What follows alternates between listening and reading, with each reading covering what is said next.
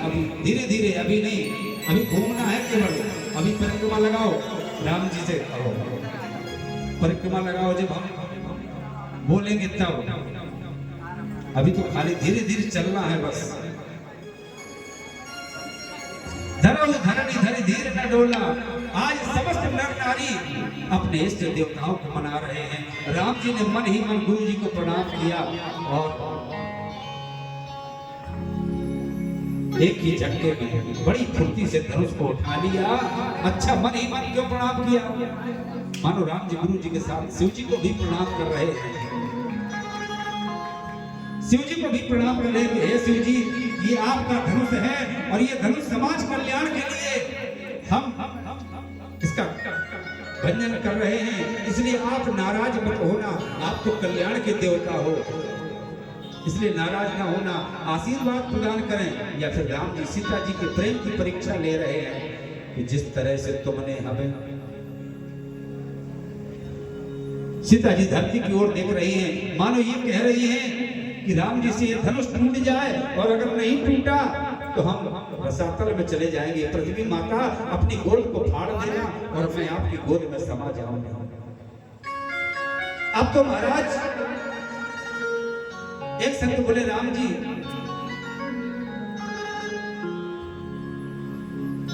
विचार कर रहे हैं कि इतना बड़ा धनुष और मेरी उम्र छोटी है, तो हाथ छोटे छोटे हैं, धनुष बड़ा है। अब धनुष उठे तो कैसे उठे? अगर राम जी हाथ बड़े कर रहे हैं तो मुनियों के सामने भेद खुल जाएगा ब्रह्म होने का। इसलिए राम जी ने धनुष को नहीं उठाया, एक छोर पकड़ा और एक छोर पैर से दबा लिया। अच्छे से ही पैर एक छोर को झटका मारा तो बिजली बड़ी जोर से कड़की, और बिजली कड़की उस समय सबकी आंखें बंद हो गई।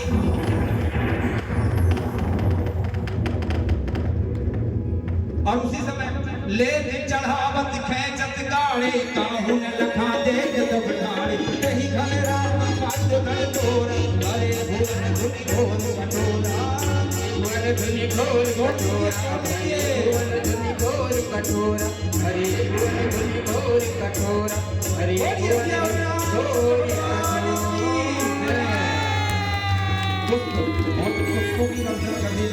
सभी आकाश मंडल से देवता पुष्प वर्षा करने लगे।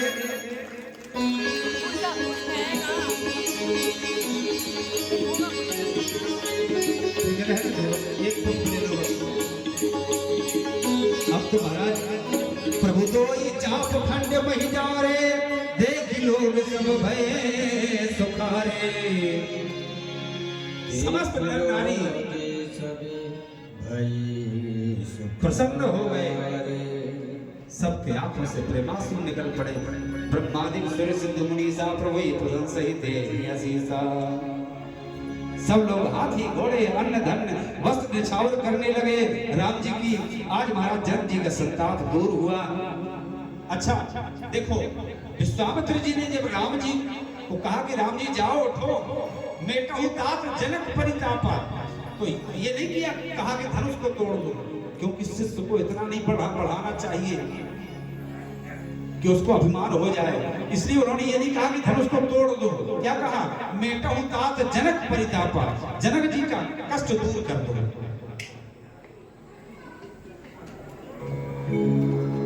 ऐसे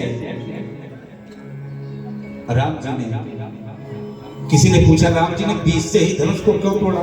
संतों ने कहा इसलिए बीच से तोड़ा। राम जी को बैठा दीजिए आसन पर, अभी खड़े बस थोड़ा करो। तो किसी ने कहा कि राम जी ने बीच से क्यों तोड़ा धनुष को? बोले क्योंकि राम जी बीच में ही तो हैं, ना आकाश में है ना पाताल में है। कहाँ है? बोले बीच में पृथ्वी में। और बोले राम जी आए कब? बोले मध्य दिवस अति अनुचित न घामा, मध्य में ही तो आए राम जी। और बीच के हैं सबसे पहले परशुराम, फिर राम, फिर बलराम, तो बीच के है राम, इसलिए राम जी ने मध्य धनु तोड़ा।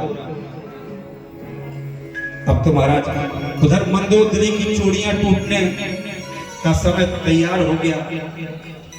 विश्वामित्र जी के नेत्र सजल हो गए।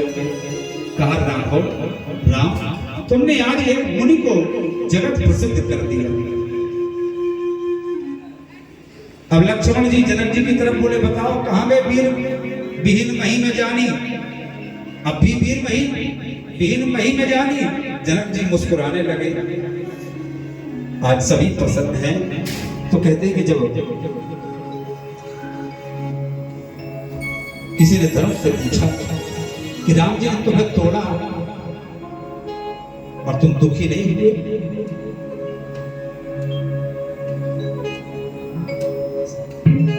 धनुष बोला कि आज हम तोड़ दिए गए। दुख तब होता है, व्यक्ति प्रसन्न होता है जब दूसरों को तोड़ते हुए देखता है, तब प्रसन्न होता है। दूसरों को तोड़ता है तो प्रसन्न होता है। लेकिन आज हम खुश इसलिए हैं कि आज दो जुड़ गए। हम टूटे तो कोई बात नहीं, पर कम से कम 2 दिन तो जुड़ गए। इसलिए धनुष कह रहा है कि आज हमको कोई दुख नहीं है। जब तक हम जुड़े थे तब तक हम दूसरों को तोड़ते थे। भाई धनुष पर बाण चढ़ा करके अगर आप चलाओगे तो दूसरे टूटेंगे कि नहीं टूटेंगे, बोलो। लेकिन आज धनुष कह रहा है कि जब तक हम जुड़े थे तब तक दूसरों को तोड़ते थे, लेकिन आज हम टूट गए तो आज 2 जुड़ गए, राम सीता एक हो गए। इसलिए आज हम बड़े प्रसन्न हैं। तो बोले चलो कोई बात नहीं, टूट गए तो कोई बात नहीं, परंतु तुम्हें दुख नहीं हुआ। बोले इसलिए दुख नहीं हुआ कि हम टूट गए तो हमको अब मुक्ति मिल जाएगी।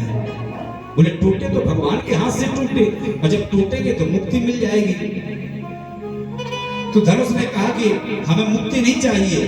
तो भगवान ने कहा कि हमारे चरणों में चाप खंड दुई मही डाले। पृथ्वी में राम जी ने दोनों टुकड़े धनुष के डाल दिए। तो बोले टूट करके 2 टुकड़े क्यों हो गए? बोले राम जी के चरण भी तो 2 ही है। बोले जब तक द्वैत भावना से आप राम जी के चरणों को नहीं पकड़ोगे तब तक तुम्हें भगवान की भक्ति नहीं मिलेगी। आज इस प्रकार से धनुष में कठोरता थी तो टूट गया, और रस्सी में नम्रता थी, विनम्रता थी तो रस्सी बच गई। जिसमें विनम्रता होती है, कहते कि अकड़ना तो मुर्दे की पहचान होती है, और झुकना विनम्र की पहचान। झुकते वही हैं जो विनम्र होते हैं। सतानंद तब आय सुदीना, सीता गमन राम पही कीना।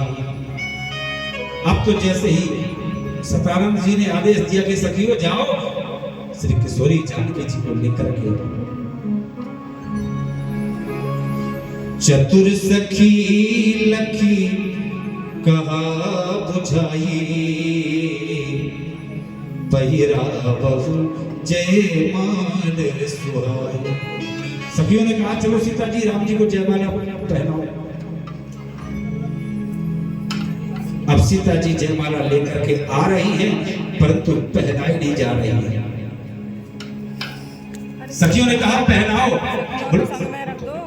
मालूम जानकी जी क्या कह रही है? चुप रहो, अभी तक तुम्हारी चलती रही, अब तुम्हारी नहीं चलेगी, अब हमारी चलेगी। कोई खड़ा हो जाए। अब हम जो करना चाहेंगे वही होगा। अब जानकी जी कह रही है कि महाराज अगर वरमाला पहनना हो तो झुक जाओ, हार पहनना है तो पहले हार स्वीकार कर लो। पति जब विवाह होता है तो दूल्हा दुल्हन के सामने क्यों झुकता है? वो पहले से हार स्वीकार कर लेता है, क्योंकि दुल्हन है शक्ति और दूल्हा है शक्तिमान। तो शक्तिमान शक्ति के सामने हार स्वीकार कर लेता है कि मैं पहले से ही तुम्हारे सामने हार स्वीकार करता हूं। अब राम जी है रघुवंशी, तो राम जी झुकना नहीं चाहते हैं, तो सीता जी जयमाला नहीं पहरा रही हैं। तो राम जी मन ही मन कह रहे हैं कि जानकी जल्दी से पहनाओ ना जयमाला, ये राजा बैठे हैं, ये क्या सोच रहे होंगे। बोले मैं इनको यही तो बताना चाहती हूँ कि जिन्होंने धनुष नहीं तोड़ा वे अकड़े बैठे हैं, सिर उठा करके बैठे हैं, और जिसने धनुष तोड़ा वो कितना विनम्र है कि सिर नीचे किए खड़ा है। इन राजाओं को यही मैं बताना चाहती हूं, ये देख ले